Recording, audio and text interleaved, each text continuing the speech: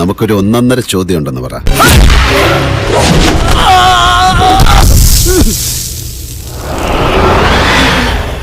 ഇന്ന് ആക്ച്വലി ഉണ്ടല്ലോ, ഞാൻ ആദ്യം എന്നെ കുറിച്ച് ഒരു സത്യം പറഞ്ഞു തുടങ്ങിക്കോട്ടെ.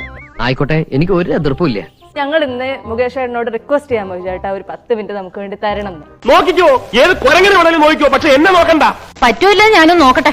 അതിനെന്താ, നമുക്ക് ഇന്റർവ്യൂ എടുക്കാം. പക്ഷെ ഒരു കാര്യം ഉറപ്പ് വരുത്തണം കേട്ടോ, തെറിവിളികൾ അടിയിൽ എന്തായാലും ഉണ്ടായേക്കണം.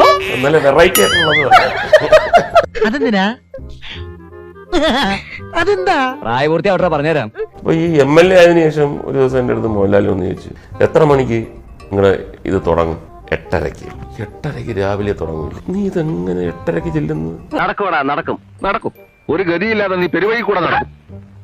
നിന്റെ കരുനാക്കം വെച്ചോണ്ട് ചുമ്മാരുന്നേ. ആദ്യത്തെ കുറച്ച് ദിവസം കഴിഞ്ഞപ്പോഴത്തേക്ക് സ്പീക്കറിന് മനസ്സിലായി ഇവ 8:30 വരത്തില്ല, ഇപ്പൊ 9 ആക്കി. അസംബ്ലി 9 മണി ആക്കിയത് മുകേഷ് ചേട്ടന് വേണ്ടിയിട്ടാണെന്ന് ഞാൻ ഇപ്പോഴാണ് മനസ്സിലാക്കുന്നത്.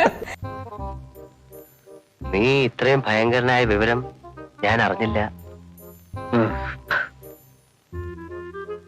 അപ്പൊ ഞാൻ കുറച്ച് ആൾക്കാരുടെ പേര് പറയാം, അവരുമായിട്ട് ബന്ധപ്പെട്ട ചേട്ടന്റെ ഒരു ഓർമ്മ എന്നോട് പറയോ? ഓക്കെ, ആദ്യത്തെ ആള് ജഗദീഷ്. എന്നോട് പറഞ്ഞു ഒരു പ്രോഗ്രാം വന്നിട്ടുണ്ട്. നിന്നോടോ? എടാ, നീ ഒരു മഹാമണ്ടൻ തന്നെ. തലേ ദിവസം ഞാൻ ചെല്ലുമ്പോൾ കാണുന്ന കാഴ്ച, അദ്ദേഹത്തിന് സൗണ്ട് ഇല്ല. അല്ലാതെ ശരിയാണോ തെറ്റാണോ? തെറ്റാണ്. തെറ്റാണോ? നീ മിണ്ടാതിരി, നമുക്കിത് ക്യാൻസൽ ചെയ്യാം.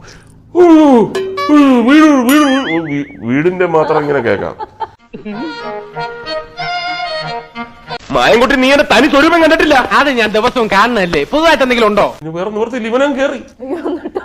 വലിയ കുഴപ്പമില്ല, അത്യാവശ്യം ആൾക്കാർക്ക് മനസ്സിലാവുന്നുണ്ട്. ഈ തൊണ്ടയ്ക്ക് ഇങ്ങനെ ഒരു പ്രോബ്ലം ഉണ്ടെന്നുള്ളത് മനസ്സിലാവുന്നില്ല. അത്രയും പെർഫെക്റ്റ് ആയി. അതെ അതെ, അങ്ങനെയൊക്കെ വഴിയില്ല. ഡോക്ടറെ, അവൻ സ്കിറ്റ് ചെയ്തു, സൗണ്ട് ഒന്നും വലിയ കുഴപ്പമില്ലായിരുന്നു. ശാസ്ത്രം തോറ്റു, ആക്രാന്തം ജയിച്ചു. എങ്ങനെയെങ്കിലും ഇവനെ ഒതുക്കിയേ. ഈ കേസിൽ നമ്മൾ ഒതുങ്ങേ ഉള്ളൂ. നിവർത്തിയില്ല, ഞെക്കി കൊന്നിട്ട് ഞാൻ ജയിലിൽ പോകും. അതിന് എന്ത് വേണോ ചെയ്. ഓക്കേ.